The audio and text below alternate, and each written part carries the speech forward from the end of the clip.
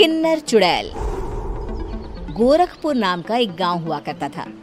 उस गांव में ज्यादा लोग नहीं रहते थे। उस गांव में एक गर्भवती विधवा औरत रहती थी। उस औरत का नाम कमला था। कमला अपने घर में अकेली रहती थी। उसके पति की सारी जायदाद उसके नाम हो गई थी, पर सभी गांव वाले उस औरत को मनहूस औरत समझा करते थे और सभी उससे नफरत किया करते थे। एक बार कमला राशन की दुकान पर खाने का सामान खरीदने जाती है। भैया जी, जरा 1 किलो दाल चावल देना। अरे हाय हाय हाय हाय हाय हाय। अरे मनहूस औरत, मेरी दुकान में अपशुगन करवाने आ गई क्या? है? चल जा यहाँ से। मैं कुछ नहीं देने वाला हूँ तुझे। भाग भाग यहाँ से, चल जा निकल। भैया जी, ऐसा मत कहिए। मैं गर्भवती हूँ, मुझे खाने की बहुत जरूरत है। मुझे खाना दे दीजिए। दुकानदार कमला को वहाँ से धक्के मारकर भगा देता है। तभी कमला रोते रोते उस गांव के किन्नरों के इलाके में आ जाती है। गांव वाले किन्नरों को उसी इलाके में रखा करते थे, क्योंकि वो लोग किन्नरों को पसंद नहीं करते थे और उनके इलाके में रहने से मना करते थे। तो किन्नरों ने उसी गांव में अपना एक इलाका बना लिया था। जब किन्नर लोग देखते हैं कि एक गर्भवती महिला रोते रोते उनके इलाके में आ गई है, तो सारे किन्नर कमला के पास जाकर उसका हाल पूछने लगते हैं। क्या हुआ बहन, तुम्हारी गर्भवती अवस्था में इतनी बुरी हालत कैसे है? तुम रो क्यों रही हो? तुम डरो मत, हम तुम्हें कोई नुकसान नहीं पहुंचाएंगे। तुम शांत होकर सब बताओ कि हुआ क्या है। मैं कमला हूँ। मैं गांव के दूसरे इलाके से आई हूँ। 2 महीने पहले ही मेरे पति की मौत हुई है। मुझे गांव के लोग मनहूस मानते हैं, क्योंकि मैं विधवा हूँ और गर्भवती भी। वहाँ के लोग मुझे खाने के लिए कुछ बेचने के लिए भी तैयार नहीं, जिससे मेरा गुजारा नहीं हो रहा था। कोई बात नहीं कमला, हम तुम्हारा ख्याल रखेंगे। किन्नर लोग कमला को एक खाली घर में रहने के लिए जगह दे देते हैं और उसकी देखभाल भी करते हैं। कुछ ही महीने बाद कमला अपने बच्चे को जन्म देती है, पर अफसोस, कमला बच्चे को जन्म देते ही अपनी जान गंवा देती है। जब सब किन्नर बच्चे को देखते हैं तो बहुत खुश हो जाते हैं, क्योंकि वो बच्चा भी किन्नर ही था। कमला ने एक किन्नर बच्चे को जन्म दिया था। अब इस बच्चे की देखभाल कौन करेगा? हम तो इस बच्चे को गांव के दूसरे इलाके में भी नहीं भेज सकते। और तो क्या हुआ, इस बच्चे की माँ नहीं रही तो हम इसे पालेंगे। अब ये हमारे इलाके में रहेगा, हमारे साथ रहेगा। फिर वो किन्नर उस किन्नर बच्चे को गोद ले लेते हैं, उसका नामकरण कराते हैं। उस किन्नर बच्चे का नाम शक्ति रखा जाता है। देखते ही देखते शक्ति बड़ी होने लगती है। उसके रंग रूप बहुत सुंदर थे। वो बहुत सुंदर किन्नर दिखती है। एक दिन शक्ति एक किन्नर से पूछती है, माँ जी सुनिए ना, ये गांव के दूसरे इलाके में भी तो लोग रहते हैं, तो हम वहाँ क्यों नहीं जाते? हम उनसे अलग क्यों रहते हैं? शक्ति, क्योंकि वो लोग हमारे जैसे नहीं, वो लोग हमें पसंद नहीं करते, इसीलिए हम उनसे अलग रहते हैं। क्यों? वो हमें क्यों पसंद नहीं करते? मुझे एक बार उस इलाके में जाना है। मैं एक बार वहाँ जाकर घूम कर आऊँ।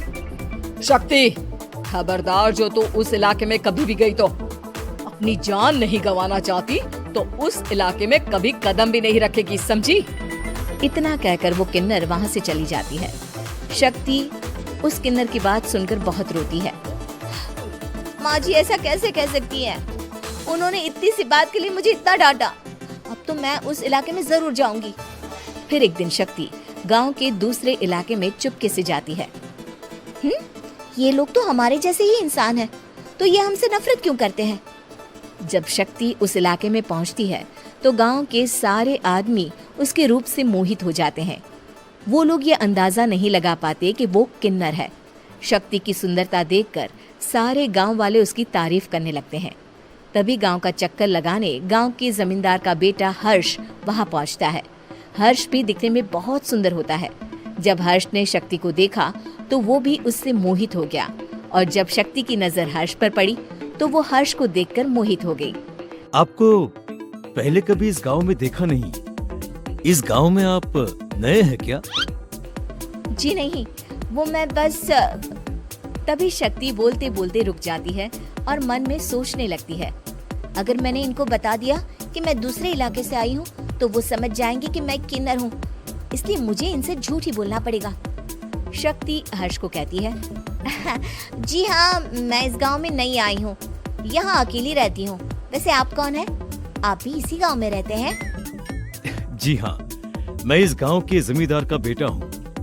आपको किसी भी चीज की जरूरत पड़े तो आप मुझे बता देना, मुझे अच्छा लगेगा। ऐसे ही शक्ति और हर्ष एक दूसरे से रोज मिलने लगते। वो दोनों अपने प्यार का इजहार करने एक दूसरे से मिलने जाते हैं। तभी शक्ति का पीछा करते करते एक किन्नर वहाँ आ जाती है। शक्ति, शक्ति, मैं तुमसे बहुत प्यार करता हूँ। मैं तुमसे शादी करना चाहता हूँ। क्या तुम मुझसे शादी करोगी? हाँ हर्ष, मैं तुमसे शादी करूंगी, पर मैं तुमको अपने बारे में एक सच्चाई बताना चाहती हूँ जो मैंने तुमसे छुपा कर रखी है। तभी उनके बीच में ही वो किन्नर आ जाती है। शक्ति, तेरी हिम्मत कैसे हुई ऐसा करने की? वो किन्नर शक्ति को खींचकर गांव के जमींदार के पास ले जाती है। हर्ष भी वहां शक्ति को बचाने के लिए पहुंच जाता है। जमींदार शक्ति और हर्ष के प्यार के बारे में सुनकर गुस्से में आ जाता है और शक्ति को गांव के बाहर निकालने की सजा देता है। शक्ति ये बात सहन नहीं कर पाती और कुएं में कूदकर अपनी जान दे देती है। जमींदार हर्ष की शादी गांव की एक लड़की से करवा देता है, पर हर्ष इस शादी से खुश नहीं होता। शक्ति अपना बदला लेने के लिए मरने के बाद किन्नर चुड़ैल बन जाती है। अब मैं इन गाँव वालों को नहीं छोड़ूंगी, अब इनसे मैं अपने प्यार का बदला लूंगी। किन्नर चुड़ैल गांव वालों को परेशान करना शुरू कर देती है। एक बार वो रात को गांव के खेतों में पहुंच जाती है और वहां आग लगा देती है। सारी फसल जल के राख हो जाती है। जब एक आदमी रात को उठकर देखता है कि खेत में आग लग गई है तो वो वहां पहुंच जाता है। वो देखता है कि खेतों के बीचों बीच एक किन्नर चुड़ैल खड़ी है और वहां खड़े होकर ताली बजा रही है। गांव वाला किन्नर चुड़ैल को देखकर बेहोश हो जाता है। जब सुबह उस आदमी को होश आता है तो वो सीधा जमींदार के पास जाता है। अरे जमींदार साहब, अरे वो किन्नर चुड़ैल ने मेरी सारी फसल जला दी। अब मैं क्या करूंगा? क्या होगा मेरा?